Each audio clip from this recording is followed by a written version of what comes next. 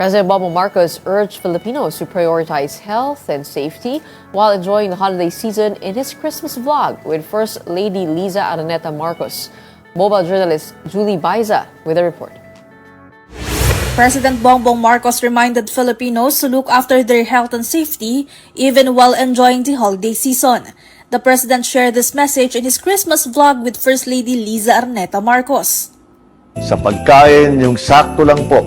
Alam nyo naman, mataas ang mga kaso ng heart attack ngayong panahon dahil napaparami po ang kain natin ng taba. He also advised the public to be careful while driving to their destinations.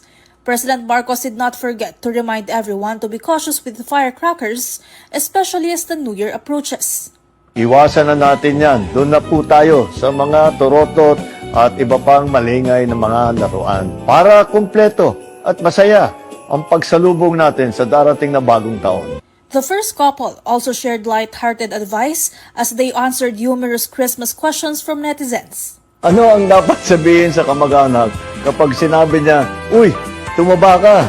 Madaling sagutin yan. "Uy, tumaba ka." Oo nga eh, ikaw din. Ikaw, what do you think? Anong dapat sabihin? Tumaba ka daw. Malaki yung tiyan ko. Dapat naman, wala akong stress. Happy ako. President Marcos also believed that unwanted presents can be passed on to others while still appreciating the thought behind them.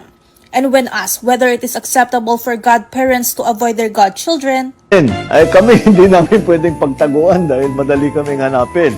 Kaya kompleto ang listahan namin doon sa aming mga inaanak at marami-rami din. Ngayon, yung iba siguro pag hindi nyo talaga nakikita na o hindi na kayo nag-uusap, pag may app, pwede nyo na i-Gcash yung mga regalo ninyo. Ngayon, mas madali na. Kapatid Mobile Journal Julie Baiza, We're One News.